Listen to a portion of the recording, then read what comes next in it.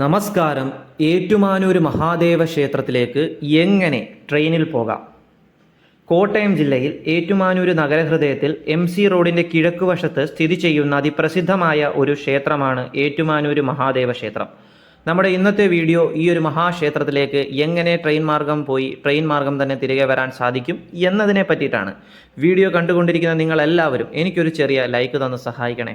ഭഗവാൻ മഹാദേവൻ്റെ പൂർണ്ണ അനുഗ്രഹവും ദർശനവും കിട്ടാനായിട്ടുള്ള ഈ യാത്രയിലേക്ക് നിങ്ങളെ ഏവരെയും ഞാൻ മനസ്സു നിറഞ്ഞ് സ്വാഗതം ചെയ്യുകയാണ്.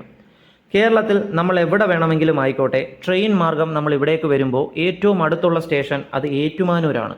2.8 കിലോമീറ്റർ മാത്രമാണ് റെയിൽവേ സ്റ്റേഷനിൽ നിന്നും ക്ഷേത്രത്തിലേക്കുള്ള ദൂരം. പാസഞ്ചർ ട്രെയിനും മെമു ട്രെയിനുകൾക്കും സ്ഥിരം സ്റ്റോപ്പുള്ള ഒരു സ്റ്റേഷനാണ് നമ്മുടെ ഏറ്റുമാനൂർ.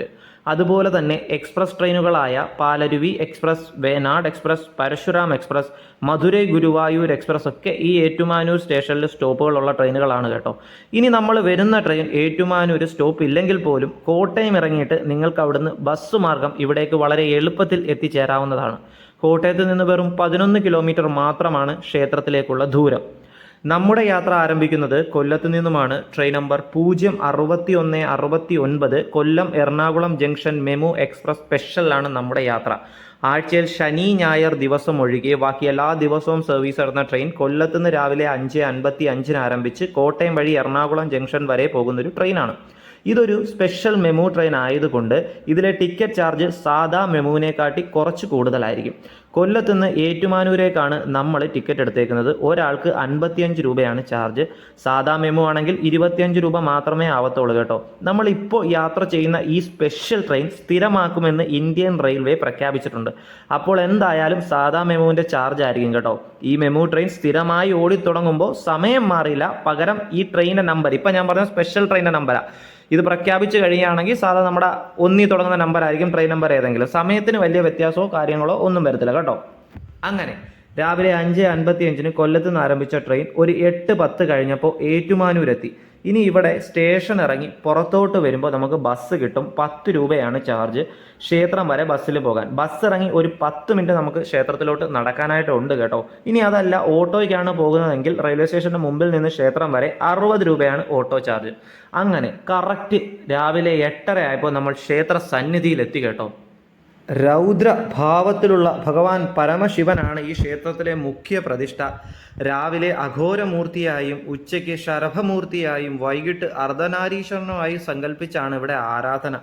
സർവ്വ ദുരിതങ്ങൾക്കും ഇവിടുത്തെ ദർശനം ഫലപ്രദമാണെന്നാണ് വിശ്വാസമല്ല കേട്ടോ, അതൊരു സത്യം തന്നെയാണ്. ഈ ക്ഷേത്രത്തിൻ്റെ ഉൽപ്പത്തിയെക്കുറിച്ച് നിരവധി ഐതിഹ്യങ്ങളും പ്രാദേശിക കഥകളും പുരാണ വസ്തുതകളും ഉണ്ടെങ്കിലും വ്യക്തമായ ചരിത്രരേഖകളുടെ കുറവ് കാണുന്നുണ്ട്. കരപ്രതിഷ്ഠയാണെന്ന് വിശ്വസിക്കുമ്പോഴും ഭഗവാൻ പരശുരാമൻ സ്ഥാപിച്ച കേരളത്തിലെ 108 ശിവക്ഷേത്രങ്ങളിൽ ഒന്നാണെന്നും കരുതിപ്പോരുന്നു. 4 ഏക്കറിൽ കൂടുതൽ വരുന്ന സ്ഥലത്ത് പടിഞ്ഞാറോട്ട് ദർശനമായിട്ടാണ് ഏറ്റുമാനൂർ ക്ഷേത്രം സ്ഥിതി ചെയ്യുന്നത്. ക്ഷേത്രത്തിൽ ഉപദേവതകളായി വിഘ്നേശ്വര ഭഗവാനായ ഗണപതി ഭഗവാൻ, ദക്ഷിണാമൂർത്തി ശിവസങ്കല്പമാണ് കേട്ടോ. പിന്നെ ദുർഗാ ഭഗവതി, കാനനവാസനും കലിയുഗ വരദനുമായ ശാസ്താവ്, നാഗദൈവങ്ങൾ, യക്ഷിയമ്മ എന്നിവർക്കും പ്രതിഷ്ഠകളുണ്ട്. കൂടാതെ ക്ഷേത്രത്തിനടുത്തായി തന്നെ അന്തിമഹാകാളൻ ശിവഭഗവാന്റെ സങ്കല്പമാണ്. പിന്നെ ശ്രീകൃഷ്ണൻ എന്നീ ദേവന്മാർക്കും ക്ഷേത്രങ്ങളുണ്ട്. ഏറ്റുമാനൂർ ഭഗവാന്റെ ദർശനം സമ്പൂർണ്ണമാകുന്നത് അങ്ങനെയാണ് കേട്ടോ. ആദ്യം ഏറ്റുമാനൂർ മഹാദേവന്റെ സന്നിധിയിലെത്തി ഭഗവാന്റെ ദർശനം വാങ്ങിയതിന് ശേഷം അതിൻ്റെ തൊട്ടടുത്തായിട്ടുള്ള ശ്രീകൃഷ്ണ ഭഗവാന്റെ സന്നിധിയിലെത്തി ഭഗവാൻ വാസുദേവന്റെ ദർശനം വാങ്ങിയതിന് ശേഷമാണ് ഈ അന്തിമഹാകാളന്റെ ദർശനവും കൂടി നമ്മൾ മേടിക്കേണ്ടത്. എല്ലാം അടുത്തടുത്തായിട്ട് തന്നെയാണ് ക്ഷേത്ര സന്നിധിയിൽ വരുമ്പോൾ നിങ്ങൾക്ക് കാണാനായി സാധിക്കുന്നതാണ് കേട്ടോ. കുംഭമാസത്തിൽ തിരുവാതിര ആറാട്ടായിട്ടുള്ള 10 ദിവസത്തെ ഉത്സവമാണ് ക്ഷേത്രത്തിലെ പ്രധാന ആണ്ടുവിശേഷം. ദൈവാനുഗ്രഹം എന്ന് വിചാരിക്കട്ടെ, നമ്മൾ ആ ഒരു ഉത്സവ കാലഘട്ടത്തിലാണ് ഈ ഒരു ക്ഷേത്ര ദർശനത്തിനായിട്ട് വന്നത് കേട്ടോ. ഇതിനിടയിൽ വരുന്ന 8-ാം വിളക്കും അന്ന് നടക്കുന്ന ആസ്ഥാന മണ്ഡപ ദർശനവും ഏറ്റവും ഗംഭീരമാണ്. കൂടാതെ കുംഭമാസത്തിൽ തന്നെയുള്ള ശിവരാത്രി, ധനുമാസത്തിലെ തിരുവാതിര എന്നിവയും വിശേഷ ദിവസങ്ങളാണ്. തിരുവിതാംകൂർ ദേവസ്വം ബോർഡിൻ്റെ കീഴിലാണ് ഈ മഹാക്ഷേത്രം സ്ഥിതി ചെയ്യുന്നത്. അങ്ങനെ നമ്മുടെ ദർശനമൊക്കെ കഴിഞ്ഞു കുറച്ചധിക നേരം ക്ഷേത്ര സന്നിധിയിൽ ഇരുന്നതിന് ശേഷം രാവിലെ ഒരു 10:20 ആയപ്പോഴേക്കും നമ്മൾ ഏറ്റുമാനൂർ സ്റ്റേഷനിൽ എത്തിയിരിക്കുകയാണ്.